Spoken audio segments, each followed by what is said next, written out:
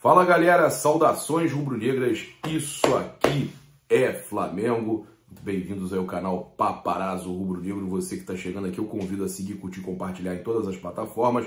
Ajuda muito o engajamento do nosso canal. Você que está no YouTube, eu convido a se inscrever aqui no botãozinho vermelho, acionar a notificação do sininho, deixar aquele like maroto no vídeo. Também se tornar membro, VIP, é muito importante para a gente que você ajude o nosso canal. A gente também tem aí sorteios no clube de membros, a gente tem prêmios no clube VIP e você ajuda demais a gente aí no nosso trabalho. Bem, lembrar que os nossos patrocinadores estão no comentário fixado e hoje eu começo lembrando você da Outsider Tours, que tem um descontão para quem vem pelo Paparazzo Rubro-Negro. É só avisar que você veio indicado pelo canal Paparazzo Rubro-Negro, né? Você estava acompanhando o vídeo no canal do Paparazzo, que você quer um desconto, o link vai te levar direto para o WhatsApp da Outsider Tours e você vai ter esse descontaço para viajar.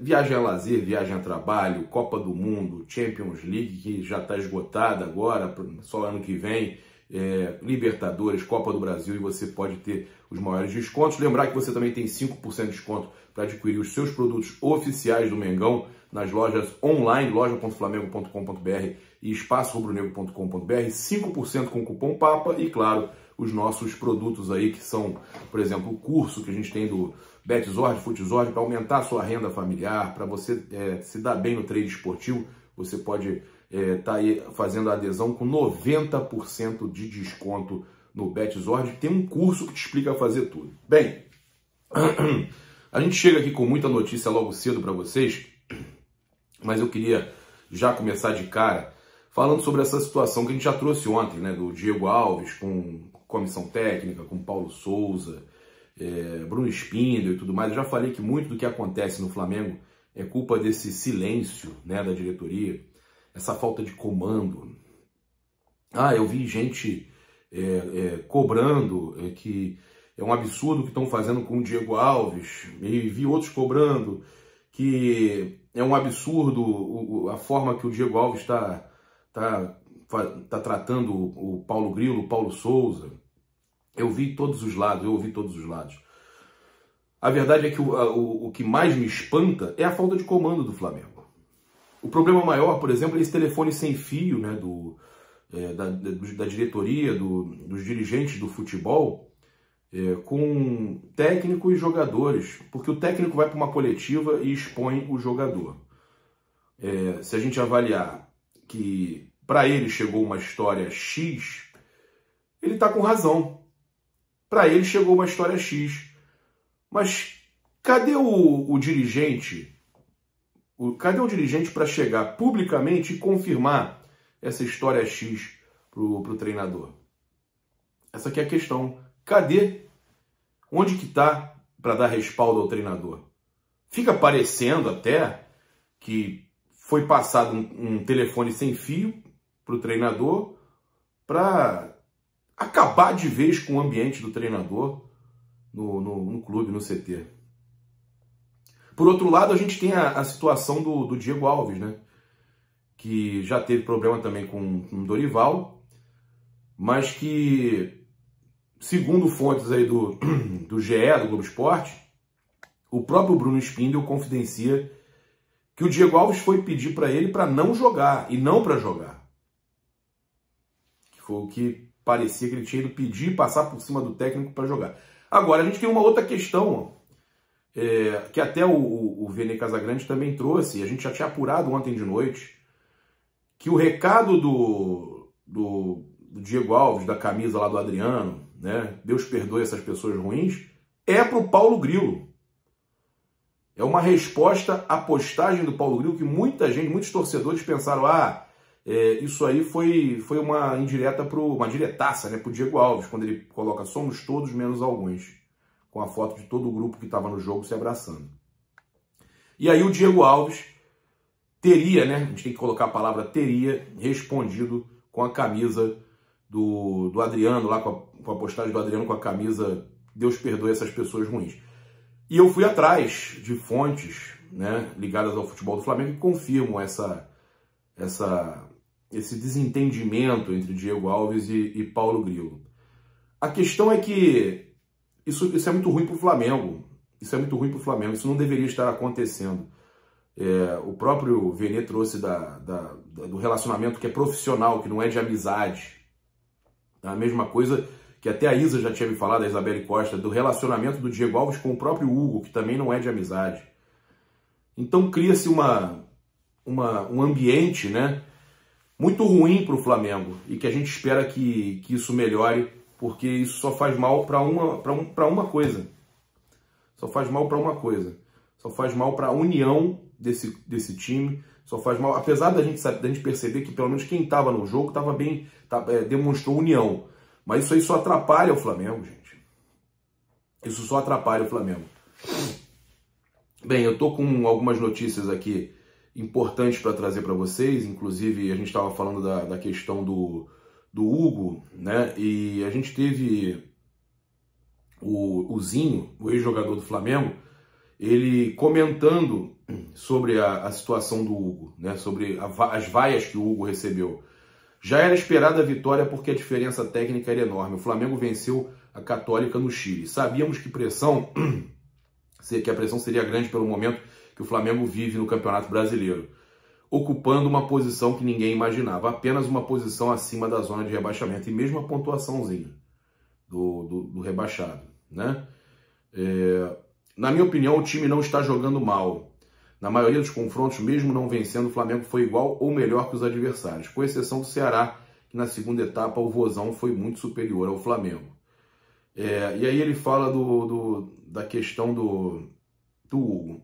Ontem perdeu muitos gols, o Gabi poderia ter igualado o Luizão na Libertadores. A última chance perdida por ele foi até aceitável, pelo fato de ter chegado atrasado. Se esticou, mas não chegou. Agora, os outros gols perdidos, principalmente pela qualidade que ele tem, o atacante que ele é, goleador e jogador de seleção brasileira, sem dúvida chamam a atenção. Achei muito exageradas as vaias ao Hugo. É um menino que está começando e vai oscilar, principalmente ele sendo cria do Flamengo.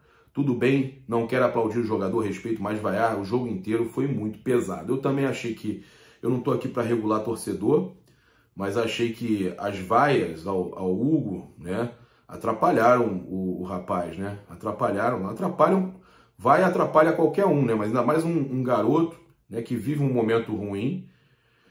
Isso pode realmente afetar, né, o desempenho dele em campo. E aí aproveitar que o Zinho falou do Gabigol, para a gente também trazer as críticas do Mauro César, né? Que o Mauro César criticou o Gabigol e fez uma comparação com o Cano. E aí isso gerou... Gente, para vocês terem uma noção, esse comentário do Mauro César sobre o Gabigol colocou Gabigol como trending topics, né, o assunto do momento no Twitter. Eu estou gravando esse vídeo antes das 7 horas da manhã e Gabigol está no assunto do momento justamente por causa desse comentário que gerou muita repercussão. O Mauro César, né, durante a transmissão da partida do Flamengo, ele cobrou mais humildade do Gabigol e falou o seguinte: Gabigol precisa ter humildade e fazer uma autocrítica. Não é possível que um jogador que custa tão caro, com tanto nome e qualidade, perca esse tipo de gol. Você acha que o Germancano perderia esses gols? Eu acho que não. Olha só. Ele ainda citou os dois lances aí, ó. Foi um erro no começo do primeiro tempo e outro no final. Tá 2-0, a torcida tá cantando e tal, mas não dá. É o tipo de coisa que o jogador tem que fazer uma autocrítica, parar e pensar o que acontece que consegue perder gols incríveis. Aí ele depois trouxe uma explicação, um outro comentário no Twitter, né? Depois que isso viralizou de forma absurda, e surgem imbecis distorcendo o que falei sobre Gabigol e Cano. Que o camisa 9 do Flamengo é mais jogador, qualquer um sabe. Mas o argentino, a meu ver, atualmente não perderia as chances que o rubro-negro tem desperdiçado. Hoje foram 2 gols feitos. Gabriel precisa mudar isso. Mauro, desculpa o que eu vou falar. Independente se antes o Gabigol foi melhor, se o Gabigol é melhor na carreira, você está dizendo, de qualquer forma, que o Cano não desperdiçaria as chances que o Gabigol hoje perde. Então, nesse momento, para você, o Cano é melhor que o Gabigol, né?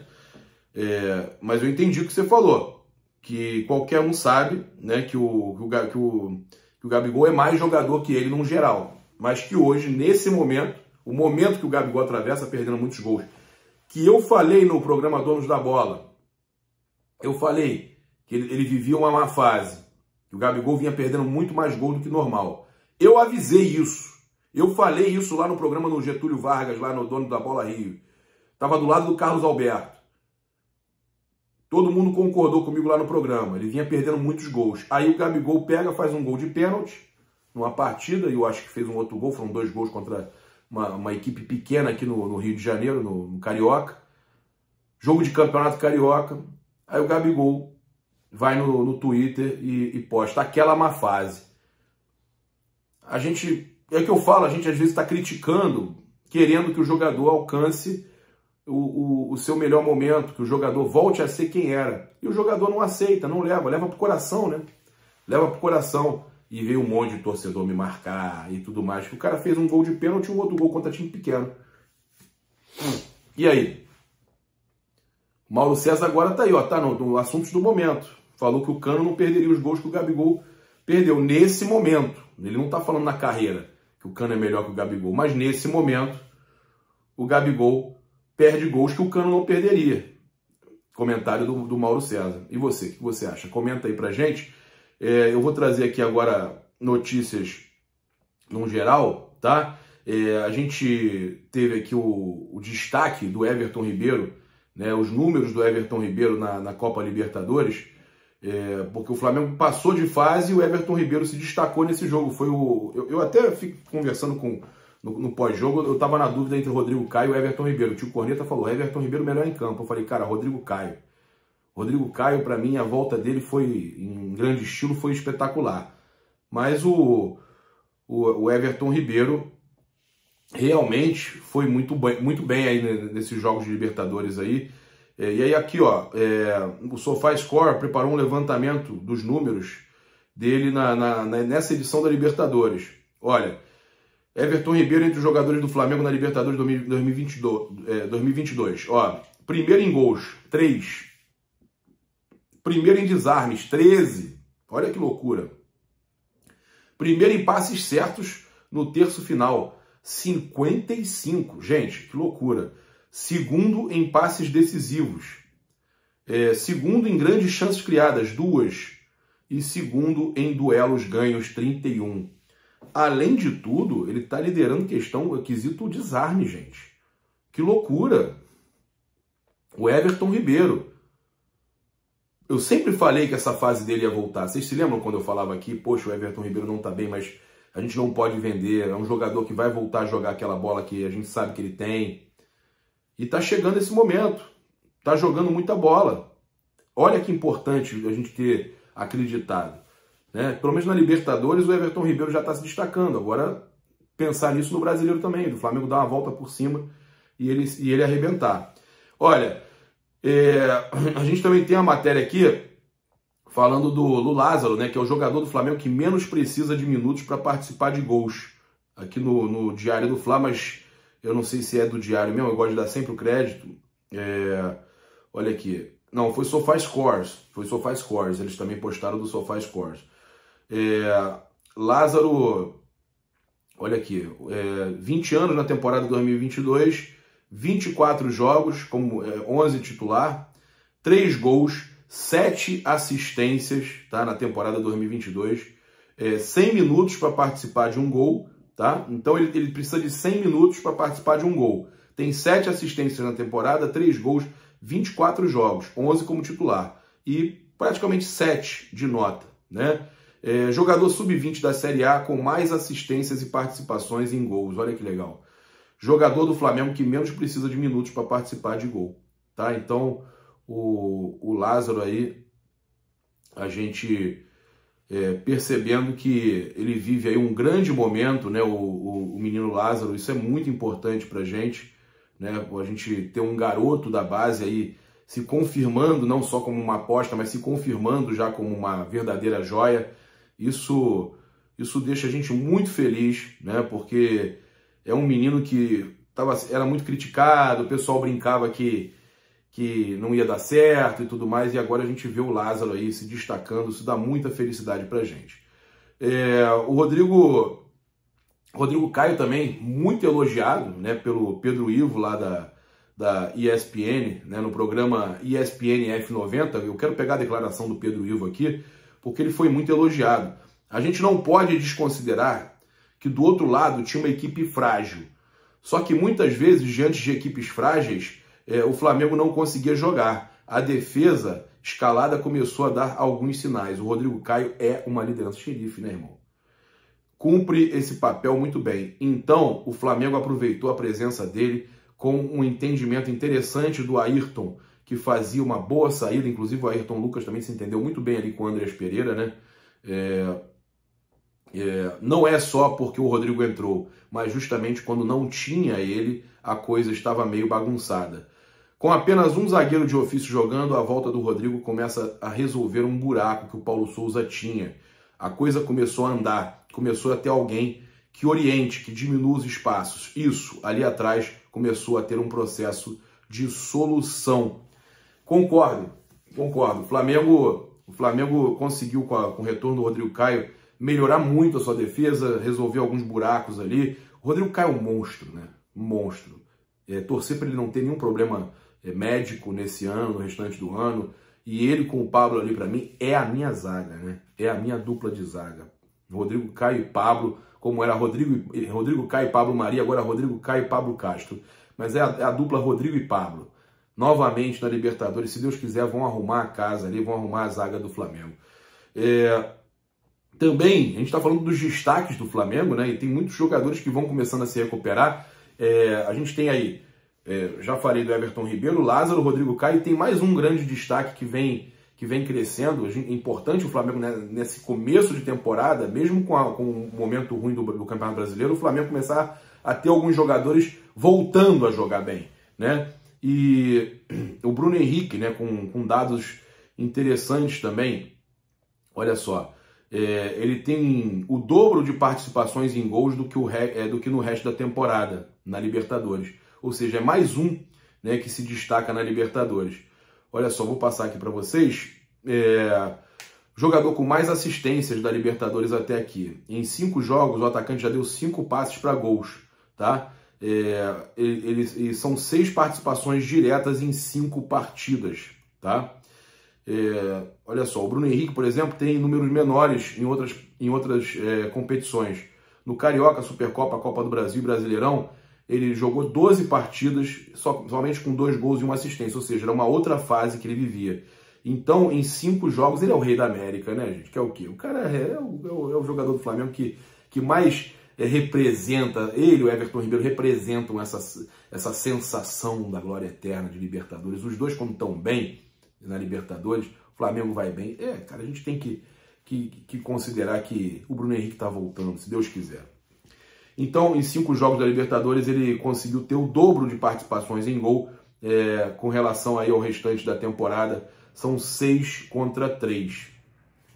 Também o desempenho dele na Libertadores não é novidade, eu estava falando justamente com vocês que em 2019 ele teve 16 gols e 15 assistências, desde 2019 para cá, né? 16 gols e 15 assistências. Então, 19 em diante, de 2019 em diante, ele tem 16 gols e 15 assistências. São 31 participações diretas em gol, né? Então agora eu vou falar para vocês de alguns reforços que o Flamengo vai ter, né? Depois do empréstimo aí ao Apoel, o Rafael Santos está retornando ao Flamengo, zagueiro, tá? Zagueiro Rafael Santos. Também aí são informações aí do Flazoeiro, da Flabase, né? Que ele tem muita informação lá na jogadores ligados à base do Flamengo. Então o clube lá da cidade de Nicósia não vai aí exercer a opção de compra do Rafael Santos, né? Bom jogador, bom zagueiro, né? E então ele vai retornar ao Flamengo. O Flamengo vai decidir o que fazer, mas é um reforço aí para a zaga, né? E ele não conseguiu então se firmar no Apoel, né? E está retornando aí ao Flamengo, né? Ele chega no final de maio, a partir do dia 31 de maio, o Flamengo então poderá contar com ele aí no plantel, no caso precisar também de mais um zagueiro. E com toda essa questão aí de lesões de jogadores, o Gustavo Henrique, o Fabrício Bruno, pode ser uma oportunidade aí, ele pode vir a ter uma oportunidade. Apesar do Rodrigo Caio, do Paulo ter ido muito bem, tem ainda o Davi Luiz, a gente sabe que tem o Léo Pereira, mas a gente sabe que a oportunidade pode acabar chegando para o Rafael Santos. É um reforço, então, que chega para o Flamengo, principalmente nesse momento aí, né, de meses sem o Fabrício Bruno, por causa da cirurgia do Fabrício, tem a questão também do Gustavo Henrique, que ainda não está à disposição. Então, a chegada do Rafael Santos torna-se interessante nesse momento. Quem está retornando também é um atacante do Flamengo, né, também informação lá do Flazoeiro e do Flabase. Segundo eles, olha só, o atacante Everton, tá, que estava emprestado à Academia de Coimbra, está de volta ao Flamengo. Eles não fizeram também, não efetuaram a opção de compra, né, o direito de compra que eles tinham estabelecido na cláusula contratual da negociação. Então ele vai reforçar aí o elenco sub-20 do Flamengo no restante da temporada e ele tem vínculo com o Flamengo até dezembro de 2023. Então o Everton chegou e não será, no caso, aproveitado lá na Academia de Coimbra, né? Então é mais o Flamengo então tem esses dois reforços chegando para ficarem à disposição, o Rafael Santos e o Everton. Passar para vocês aqui também com relação ao Marinho, né, que vem perdendo espaço no Flamengo com a mudança do sistema aí do Paulo Souza, inclusive uma matéria aqui do Lance, né? A matéria fala que ele foi utilizado apenas 2 das últimas 7 partidas do Flamengo e vê cada vez menos possibilidades para se firmar como titular na equipe do Paulo Souza. Aqui na matéria fala que diante das mudanças no sistema de jogo promovidas pelo treinador nas últimas semanas, o atacante não tem recebido chances. Nesse mês foi acionado justamente quando o rubro-negro atuou com um time alternativo no duelo contra o Altos do Piauí. Eu trouxe essa matéria aqui do Lance, que aqui ainda fala, à medida que Everton Ribeiro, Arrascaeta, Bruno Henrique e Gabigol recuperam o entrosamento e o restante do time busca equilíbrio, as chances para Marinho parecem ficar mais raras, né? Mas o atacante segue atrás de seu espaço no time. O próximo compromisso do time é no sábado pelo Brasileirão contra o Goiás, o jogo no Maraca, que a gente já está até credenciado. Mas cara, eu fico triste, eu gosto muito do Marinho, né? Eu queria falar justamente sobre isso. Eu acho que o Marinho merecia aí uma oportunidade maior no Flamengo, sabe? É mais um jogador aí que eu acho que merecia uma atenção especial. Se alguns jogadores vêm começando a se destacar, eu fico triste pela questão do Marinho não conseguir a sua oportunidade. E para a gente fechar, eu queria passar para vocês que o Flamengo vai mandar os seus jogos da final do NBB no Maracanãzinho, né? O Flamengo passou pelo Minas 3-0, foi espetacular e tem a chance aí de conquistar mais um título do NBB. O Flamengo que é o rei das finais, o rei dos títulos do NBB, né? Então o Flamengo venceu por 91-81 na Arena Minas Tênis Clube lá, venceu fora de casa, e o Flamengo então fechou a série em 3-0, e o Flamengo vai pegar então o vencedor do confronto entre Franca e São Paulo, né? A gente está aguardando então aí o vencedor, e o Flamengo então conseguiu passar pelo Minas, né, que tinha sido a nossa pedra no sapato, né, na Copa Super 8 e também na Champions League América nessa temporada. Eles tiraram a gente da Champions League América e a gente conseguiu eliminar eles na semifinal do NBB. O Flamengo no NBB é sinistro, né? Então, o Flamengo não vai mais mandar os seus jogos no Tijuca Tênis Clube, né, devido ao regulamento do NBB. O Flamengo, os jogos que tiverem o mando do Mengão vão ser disputados no Maracanãzinho, né? O Tijuca acabou que foi um grande caldeirão para o Flamengo, mas o Maracanãzinho também é top, né? E a equipe do Gustavinho vai bem por lá também. A primeira partida da final está prevista para acontecer no dia 28 de maio. Então a gente vai poder aí acompanhar Mengão contra o vencedor, né, de Franca e São Paulo na final do NBB e você vai apoiar o orgulho da nação, que eu tenho certeza. Tamo junto, muito obrigado aí pela sua companhia. Se inscreve aí no canal, aciona a notificação do sininho, deixa aquele like maroto no vídeo. Saudações rubro-negras. Isso aqui é Flamengo. Valeu, galera. Até mais tarde. Fui. Tem Mengão 11h30 hoje, às 11h30 da manhã, no canal Paparazzo Rubro Negro 2. Conto com você.